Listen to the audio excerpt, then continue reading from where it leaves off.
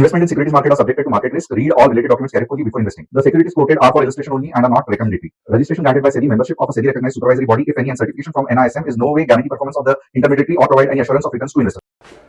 Hello friends, आज जिस तरीके से मार्केट में बड़ा मूव एक्सपेक्टेड था क्योंकि एक्सपायरी थी, और हमेशा आप देखोगे तो एक्सपायरी में ऐसे रहता है कि मार्केट 200-300 पॉइंट इधर उधर घूमेगा, बट अनफॉर्चुनेटली मार्केट भी ऐसा है कि आज कुछ भी नहीं किया, और जो हमारा पिछला एनालिसिस था मार्केट एग्जैक्टली उसको ही फॉलो कर रहा है। आप देख सकते हो आज भी मार्केट पूरी की पूरी रेंज बाउंड, वही रेंज, कुछ नहीं टूटा। तो क्या इसका मतलब है? इसका मतलब क्या है? अगर मुझे कोई पूछे तो मैं तो यही कहूंगा कि एक्सपायरी पे होता क्या है कि लोग अपना पोजीशन बनाते हैं। यानी कि मेरा अगर व्यू है कि मार्केट अगले 1 महीने तक नीचे जाने वाला है, तो जो एक्सपायरी के दिन अगर मैंने कुछ पोजीशन बनाया है तो उस तरीके से मैं काम करूंगा। यानी कि अगर मुझे लगता है मार्केट डाउन जाने वाला है तो एक्सपायरी के दिन आप देखोगे तो उस तरीके से पोजीशन बना के मार्केट गिरना चालू हो जाता है। और ये वीकली में इसका इफेक्ट कम रहता है, बट मंथली में तो डेफिनेटली ज्यादा रहता है। बट जिस तरीके से आज मार्केट रेंज बाउंड रहा है, अगर मुझे पूछोगे तो आपको क्या लगता है, तो मैं यही कहूंगा कि जब तक इजराइल ईरान का कुछ बड़ा वॉर नहीं होता है, ये एक इंडिकेशन है कि मार्केट इसके नीचे नहीं जाना चाहता। नहीं तो आज एक्सपायरी है, जाना चाहिए था, राइट? बट आज के एक्सपायरी में साइडवेज रह के मार्केट के सेलर्स ने बता दिया है कि हमें मार्केट को रेंज बाउंड ही रखना है। और अगर फ्राइडे को भी मार्केट रेंज में रहा और मंडे को जस्ट एक बड़ी कैंडल आ गई 25,300 के आसपास, तो आप पकड़ लो कि ऊपर आपको 200 या 300 पॉइंट्स का मूव आराम से मिल सकता है। तो ये जो आज साइडवेज की एक्सपायरी हुई है, इसका यही इंडिकेशन है कि जो मार्केट बड़ा मूव देने वाला था वो नहीं दिया है नीचे के डायरेक्शन में। इसका मतलब क्या है? तो मार्केट अभी नीचे थोड़ा सा रिलक्टेंट है, नहीं जाना चाहता है। अब कल या मंडे को अगर कुछ ऐसे बड़ी कैंडल आई तो हम धीरे धीरे एक्सपेक्ट कर सकते हैं कि ऊपर के डायरेक्शन में हम 200-300 पॉइंट आराम से कमा सकते हैं। बट क्या इससे आपको कल का ट्रेड लेने में मदद होगी? डेफिनेटली नहीं, क्योंकि ये डेली चार्ट पे मैंने आज के इसका एनालिसिस किया। बट अगर आपको इंट्राडे का एनालिसिस चाहिए तो डेफिनेटली मैं अभी करने वाला हूं। बट सबसे पहले इंपॉर्टेंट क्या है कि आप चैनल को सब्सक्राइब, बेल बटन को हिट, और डिस्क्रिप्शन में जो व्हाट्सएप कम्युनिटी की लिंक है उसे क्लिक करके आप हमारे फैमिली का हिस्सा बन सकते हैं, क्योंकि जो व्हाट्सएप कम्युनिटी की लिंक है वहां पे हम डेली का इंट्राडे का एनालिसिस करते हैं। अब आइए देखते हैं कुछ टॉप न्यूज। तो सबसे पहली मैं कहूंगा डेफिनेटली एक बुरी न्यूज है कि टाटा ग्रुप्स के चेयरमैन जो रह चुके हैं, रतन टाटा, बहुत अच्छे इंसान, किसी से दुश्मनी नहीं, इंडस्ट्री के रियल मैं कहूंगा इंडस्ट्रियलिस्ट, तो उनका देहांत हो गया। तो means our heartfelt condolences for him. Defense stock like HAL, Masgao Dock and BDL rise as cabinet committee on security clears defense deals worth 80,000 crore. तो ये आज ना कल तो होना ही था, इसमें कुछ बड़ी बात नहीं है। और आप देखोगे मासगांव डॉक क्यों ये है, क्योंकि वहां पे सबमरीन्स बनने के कुछ ये हुए हैं। HAL ऑफ कोर्स तेजस है, बहुत सारे ये है। BDL क्यों? तो ब्रह्मोस है। Adani Enterprise is in spotlight as it launches the first part of its QIP to raise 500 million। तो ये कुछ टॉप न्यूज है।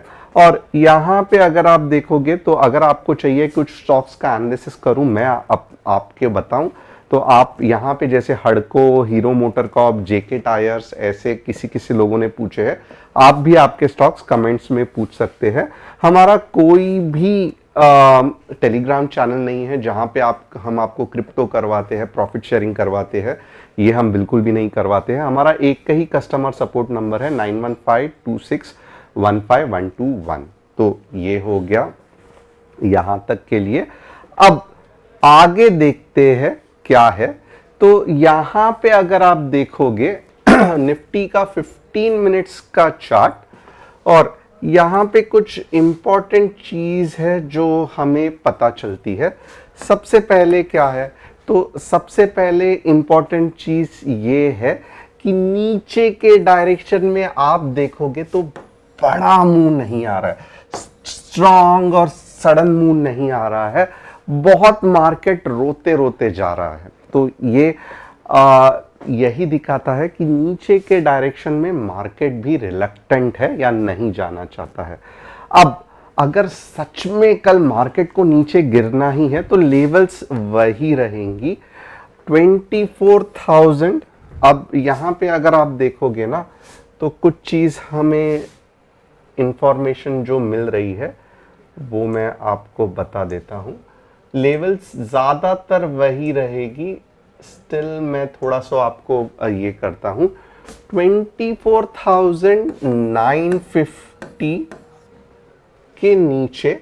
वापस एक बार नोट करना, 24,950 के नीचे अगर कुछ इस तरीके से रेड कैंडल बनती है तो आप मीन्स 24,900 और 24,750 ये दो लेवल्स एक्सपेक्ट कर सकते हो। ये कल का ही एनालिसिस है क्योंकि most of the time market sideways में ही था तो कुछ ज़्यादा नहीं हुआ है, बट ऊपर के डायरेक्शन में जिस तरीके से आज साइडवेज कंसोलिडेट किया है तो मैं कुछ खास लेवल्स आपको बताना चाहता हूं। अगर ये लेवल के ऊपर निकल गया मार्केट तो समझ लेना कि आपको बहुत ज़्यादा अच्छा मूव एक्सपेक्ट कर सकते हो।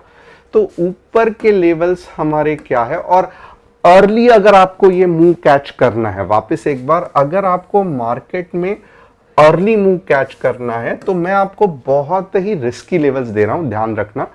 25,150 के ऊपर अगर 15 मिनट्स में, ये रिस्की लेवल है क्योंकि बहुत ज्यादा अर्ली एंट्री है, 25,150 के ऊपर अगर मार्केट चला गया तो यहां पे आप हैरान हो जाओगे कि 25,200, 25,280 और जो हमारे जैकपॉट लेवल्स है वो है 24,480 तक आ सकता है। ये जैकपॉट लेवल है, यानी कि बहुत कम चांसेस है ये आने के, बट ये दो जो लेवल्स है ये अच्छा खासा आप एक्सपेक्ट कर सकते हो। तो ये हो गया हमारा निफ्टी के लिए। अब बैंक निफ्टी में देखेंगे किस तरीके से हम ट्रेड कर सकते हैं। बैंक निफ्टी अगर आप देखोगे तो बैंक निफ्टी में यहां पे अगर आप थोड़ा सा ध्यान दोगे, वापस बैंक निफ्टी भी देखोगे, भले बैंक निफ्टी में मूव था बट मोर और लेस बैंक निफ्टी साइडवेज ही जा रहा है। तो यहां पे बहुत सिंपल है कि अगर नीचे जा रहा है 51,200 के नीचे 50,800 आएगा बड़ा मूव, और 51,600 के ऊपर 52 के आएगा। ये कौन से बेसिस पे कह रहा हूं, तो यही जस्ट ये दो रेंज है। अगर समझो रेंज ऊपर के डायरेक्शन में तोड़ा तो ऊपर का मुंह आएगा, नीचे के डायरेक्शन में तोड़ा तो नीचे का मुंह आएगा। इसके अलावा मैं और कुछ भी एनालिसिस नहीं कर रहा हूं। आप पूछोगे ये इतना सिंपल एनालिसिस कैसे होगा, तो बहुत सिंपल है, इसमें कुछ रॉकेट साइंस नहीं है। आपको एक तो सबसे पहले चीज है कि अगर मार्केट रेंज में फंसा है, आप कौन सा भी इंडिकेटर लगा लो, आप कौन सा भी ट्रेंड लाइन ड्रॉ कर लो, आप RSI लगा लो, वेव्स तो चलेगा ही नहीं क्योंकि वेव्स चलने के लिए हमें चाहिए एक बड़ी मूव, बट वो तो बड़ी मूव दिख ही नहीं रही है। तो इसका मतलब क्या है, आपको ऐसे जगह पे कैंडल स्टिक अच्छे तरीके से हेल्प करेगी, राइट। और अगर आप देखोगे फिलहाल क्या चल रहा है, अगर आप बोलोगे आपको क्या लगता है मेजॉरिटी मूव कहां से आएगा, तो आपको क्या करना है कि लेफ्ट साइड में देखना है। आप देखोगे नीचे का मूव बहुत बढ़िया वेव फॉर्म में है, बट ऊपर का पुल बैक आप देखोगे तो बहुत ही छोटा सा है, ज्यादा पुल बैक हो ही नहीं रहा है। और ये दर्शाता है कि ये जो डाउनवर्ड मूव है वो अभी भी डोमिनेंट है और जब तक मार्केट 52,500 यानी कि ये पॉइंट के ऊपर नहीं चला जाता, तब तक रिवर्सल के चांसेस बहुत कम है, बहुत कम, यानी कि 20% ही है। तो मुझे मालूम है अगर यहां पे मुझे कुछ अच्छी कैंडल स्पाइक वाली दिखी, ओके, ऐसे, तो फिर इसका मतलब क्या है, तो ये वाला सपोर्ट तक जाएगा ही जाएगा। यानी कि जब तक 52,500 के ऊपर बैंक निफ्टी नहीं जाती है, तो हर एक अच्छी रेड कैंडल के बारे में मैं शॉर्ट करने का सोच सकता हूं। और अच्छी रेड कैंडल का मतलब क्या, ऐसी कैंडल जहां पे मुझे एक तेजी से डाउनवर्ड मूव दिखाई दे, ना कि ऐसी कंफ्यूजिंग कैंडल जहां पे समझ में ही नहीं आ रहा है कि साइडवेज जाएगा, नीचे गिरेगा, वैसे नहीं, मींस ये नहीं है। हर एक ऊपर के लेवल पे, अनटिल एंड अनलेस ये लेवल के ऊपर बैंक निफ्टी नहीं जाती, अगर ये लेवल के ऊपर बैंक निफ्टी गई तो हमें पहला इंडिकेशन मिलता है कि अब ये बैंक निफ्टी का पुल बैक नहीं, अब ये इसका ट्रेंड रिवर्सल है। बट जब तक ये पॉइंट के नीचे ही बैंक निफ्टी है, तो हर एक ऊपर के डायरेक्शन में एक बड़ा रेड कैंडल अगर आ रहा है, तो दिखा रहा है कि मेरी नेक्स्ट रैली, जो कि continuation of the previous wave, वो हो सकता है और मार्केट नीचे जा सकता है, बैंक निफ्टी खास करके।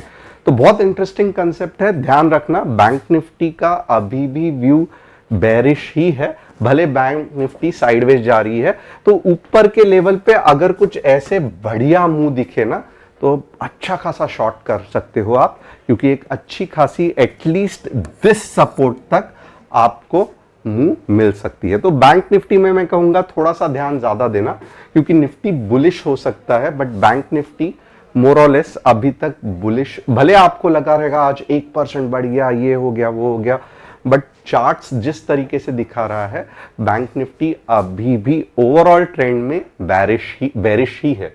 अब हड़को देखते हैं, हड़को कुछ दिनों से अच्छा ये कर रहा है, बट आप देख सकते हो हड़को कंसोलिडेट कर रहा है, तो फिलहाल हड़को को टाइम दीजिए।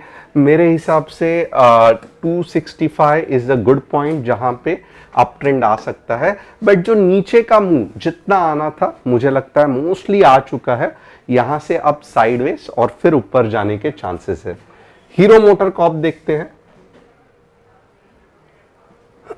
सेम ये है कि ऊपर का मूव जितना आना था आ चुका है, अब नीचे थोड़ा सा sideways consolidation, but trend up trend ही है, इसमें कोई दो राय नहीं है।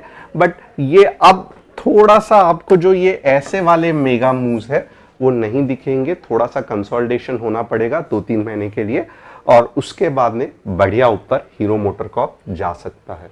जेके टायर का भी देखो कि ऑलमोस्ट हम नॉर्मली गलती यही करते हैं कि मूव एक बड़ा आने के बाद हम कंसोलिडेशन में एक्सपेक्ट करते हैं कि फास्ट ऊपर जाएगा, बट ऐसा नहीं होता है।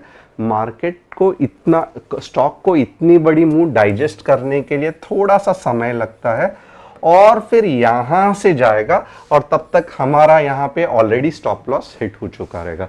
तो आपको अगर लेना है स्टॉक, तो आपको यहां पे किसी भी तरीके से एक तरीका ढूंढना पड़ेगा एंट्री करने का, ना कि अब जहां के अगले 3 या 4 महीने कंसोलिडेशन आराम से दिखाई दे रहा है। तो होप आपको एनालिसिस पसंद आया रहेगा। चैनल को सब्सक्राइब और बेल बटन को हिट करना मत भूलना।